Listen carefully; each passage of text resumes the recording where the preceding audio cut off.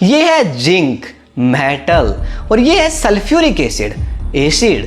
क्या होगा अगर आप इन दोनों को एक दूसरे के साथ मिक्स कर देंगे? तो पहले हमने इस टेस्ट ट्यूब के अंदर थोड़े से जिंक के पीसेज लिए, जिंक के टुकड़ों के अंदर हमने सल्फ्यूरिक एसिड डाला। जैसे इन दोनों की रिएक्शन हुई, आप टेस्ट ट्यूब में देख पा रहे होंगे कि बबल्स की फॉर्म में एक गैस रिलीज हो रही है। कौन सी गैस है? Hydrogen gas. क्या श्योरिटी है इस बात की कि ये हाइड्रोजन गैस है? तो हाइड्रोजन गैस के बारे में एक फैक्ट है जो आपको पता होगा कि ये पॉप साउंड के साथ बर्न हो रही है। तो वही हमने टेस्ट करने के लिए इस हाइड्रोजन गैस को एक बबल में भर लिया और इस बबल को हम जलती हुई कैंडल के पास लेके गए, तो यहाँ पे पॉप साउंड प्रोड्यूस हुई।